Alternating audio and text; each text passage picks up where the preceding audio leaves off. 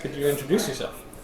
Hi, my name is Ann Tilley. I'm a textile artist and clothing designer, and so my expertise is in soft tech. Grew up with a sewing machine and knitting needles constantly, so and still very much a part of my life. So, yeah.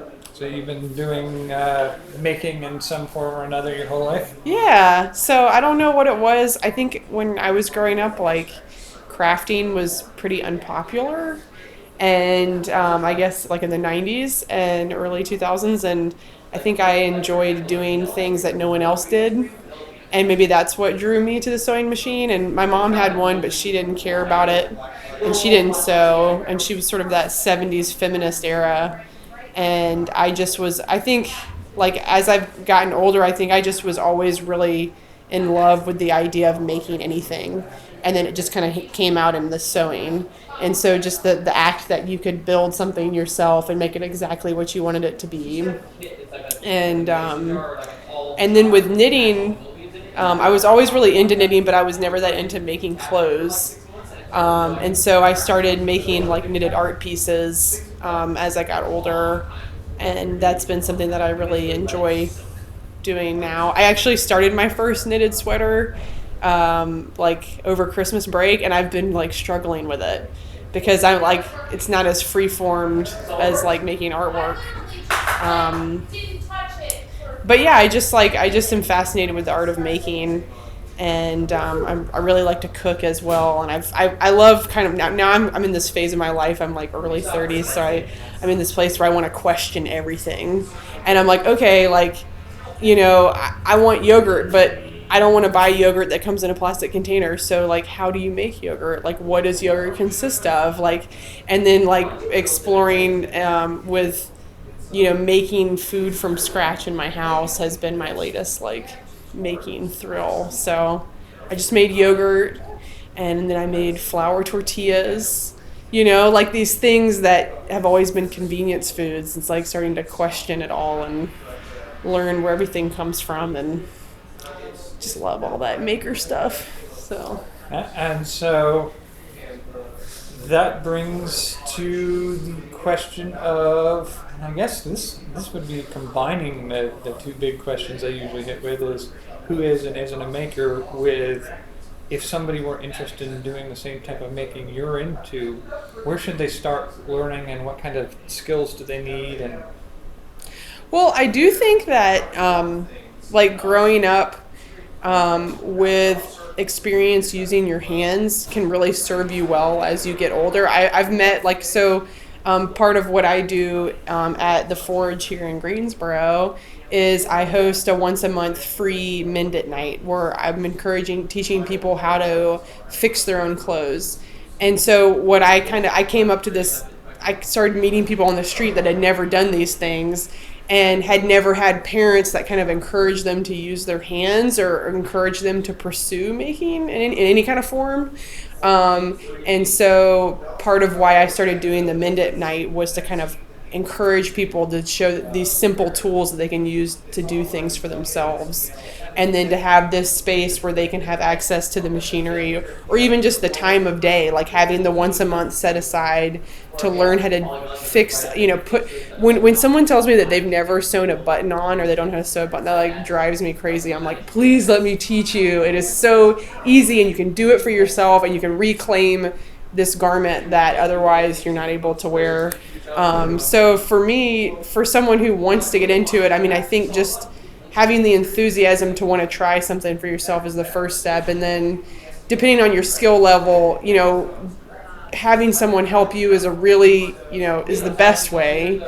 But I mean, for me as like someone who's made my whole life, I mean, maybe it's typical, but like YouTube how-to videos are like my favorite thing ever. I mean, I watched, 4 different abuelas teach me how to do flour tortillas, and then I kind of took bits and pieces from each of them, and I was like, okay, this is how I'm going to make it.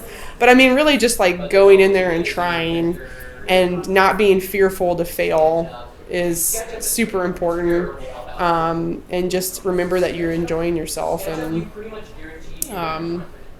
I don't know. And then when it's good to start with something really simple, because then you have that excitement of like having the success. So like mending your own clothes is a really great way to get an introduction to a sewing machine, because if it's just a little, maybe just you have a hole in your pants and you're just patching that one little hole. It's such a small, it's not as big as a full project like making a whole pair of pants from scratch, but it gives you that success. And then all of a sudden this pair of pants that maybe you weren't wearing because of the hole, you can now wear again. I think having that positive reinforcement's a good thing when you're practicing. So maybe maybe avoiding the people that aren't going to give you positive encouragement, finding other people that can help guide you into making.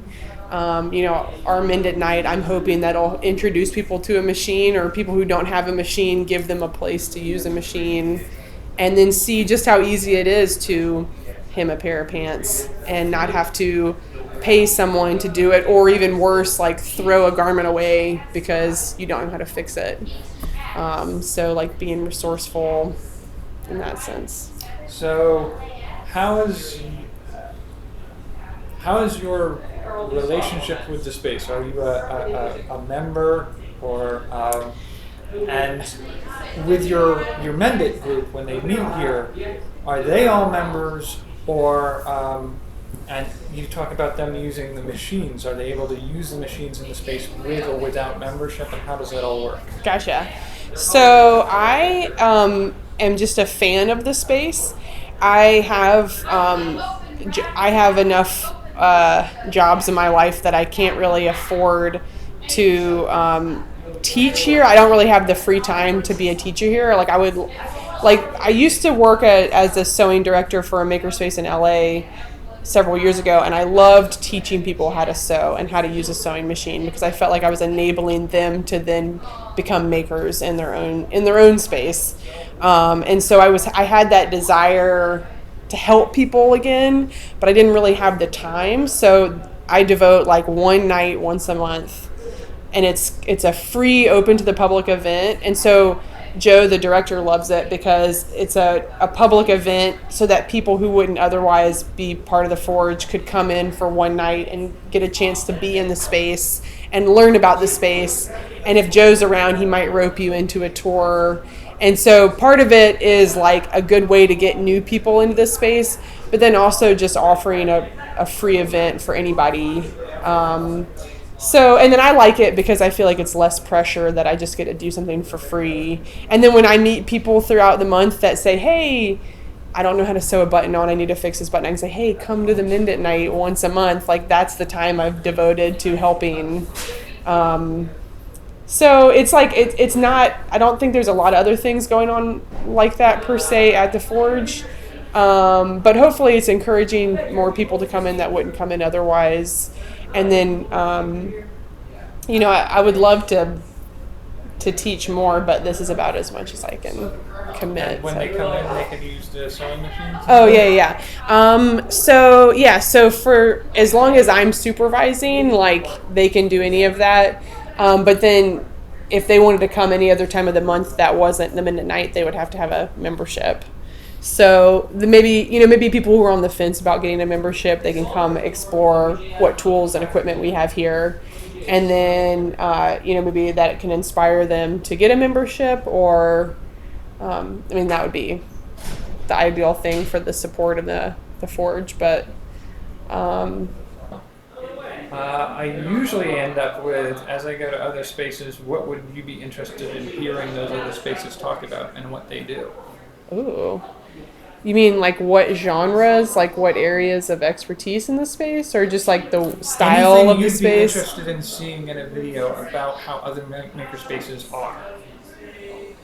Their people, what the projects they work on, how they run things. Oh, what their missions. definitely. I'd love to see like what projects seem to be popular, because I know that a big question when you're a teacher and you're trying to develop, what kind of class you're going to build is like, is it going to be project based or technique based?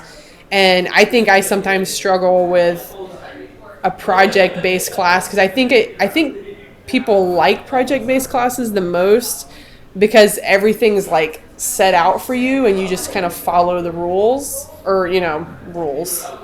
I don't love the idea of rules, but It's a recipe card. follow the recipe. But like sometimes it's hard to find like a project that's simple enough but has enough techniques, but then is maybe the end product is something that people actually want. Like I always feel like sometimes with the beginner sewing classes, it's always like they make something that then the people don't want anymore. You know what I mean? So I'm always trying to think of that great project that then people are going to really want to use and take home with them and use, and then be excited to maybe start thinking about other things that they could make, or more challenging things they could make. And so I'd love to see what other classes are successful.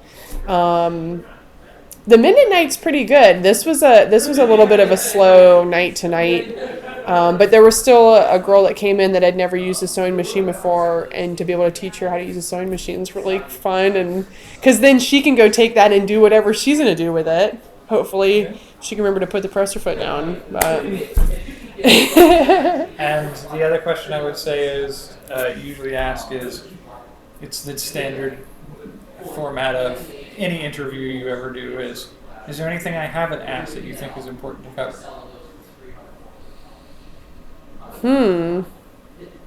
No, I just think that, I think that in our modern culture, I think making is a vitally important skill that more people should explore. And I think, in terms of adding a well-roundedness to your life, I think it's such a valuable thing, no matter if you're just like, making a box of mac and cheese at dinner time, or if you're making, your own creme fraiche or something. I just think it's such an important thing, and that the more we can do to like help encourage people how to do for themselves, when the apocalypse comes, we're going to need an army. So I think about that sometimes. I'm like, okay, well, what am I going to be prepared for? So I don't know, just encouraging the continuing of people making and questioning how things are made, especially the things that you live around, like the clothes that you wear, and like who put these stitches in these clothes, and how did they do it, and what machine did they use. Like I love machinery. I'm sure a lot of makers do. But yeah, I guess that's what I would say. All righty. I think we can stop there, and thank you for your time. Oh yeah.